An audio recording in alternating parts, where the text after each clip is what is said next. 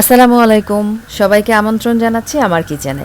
আজকে তৈরি করে দেখাবো জালি কুমড়া দিয়ে ইলিশ মাছের তরকারি রান্নার রেসিপি।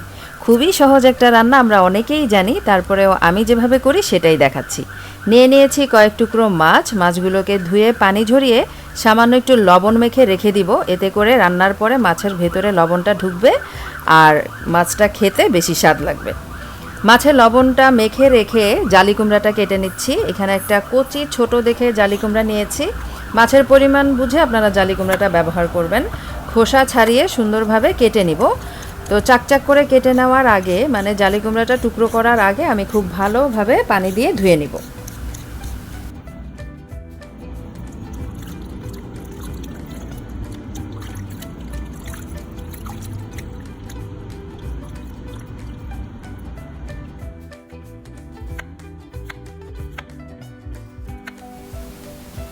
একটু মোটা মোটা টুকরা করে জালিটাকে কেটে নিচ্ছি।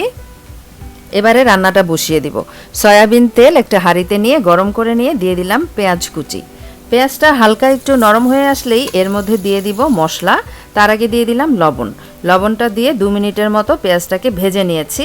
একটু পেঁয়াজ বাটা দিয়ে দিলাম। গুঁড়া মশলাগুলি দেওয়ার আগে দিয়ে দিলাম একটু পানি। এখন দিয়ে দিব লাল মরিচের পাউডার, হলুদের পাউডার। আর ইলিশ মাছের তরকারিতে কিন্তু আদা রসুন বা অন্য কোনো মশলা ব্যবহার করলে মাছের স্বাদটা এবং ফ্লেভারটা কিন্তু নষ্ট হয়ে যায়, তাই তেমন কোনো মশলা ব্যবহার করব না। একটু ধনের গুঁড়া দিয়ে মশলাটা খুব ভালোভাবে কষিয়ে নিয়ে কেটে রাখা জালির টুকরোগুলো দিয়ে দিলাম। এবারে এই জালিগুলোকে খুব ভালোভাবে কষিয়ে নিতে হবে। জালিগুলোকে মশলার সাথে খুব ভালোভাবে নেড়েচেড়ে মিশিয়ে নেওয়ার পর একটু পানি দিয়ে দিলাম। এবারে ঢাকা দিয়ে কয়েক মিনিটের জন্য রান্না করে নিব। চুলার আঁচটা কিন্তু এই পর্যায়ে হাই আঁচেই থাকবে। পানিটা যখন শুকিয়ে যাবে সেই পর্যায়ে ঢাকনা তুলে খুব ভালোভাবে উল্টে পাল্টে নেড়ে দিতে হবে। এই পর্যায়ে কিন্তু প্রায় 50%-এর মতো জালিটা সিদ্ধ হয়ে গেছে। এখন এর মধ্যে দিয়ে দিলাম সেই লবণ মেখে রাখা ইলিশের টুকরোগুলো। ইলিশের টুকরোগুলো মশলা আর জালির সাথে নেড়ে চেড়ে একটু মিশিয়ে নিব।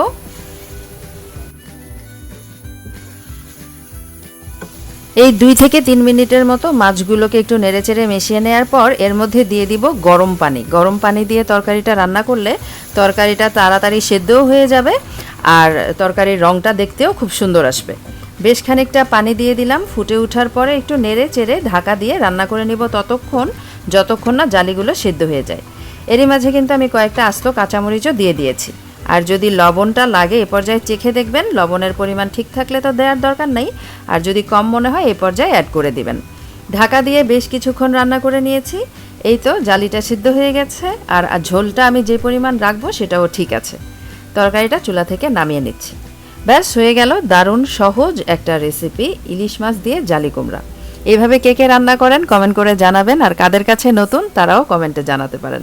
আজকে এই পর্যন্তই। আল্লাহ হাফেজ।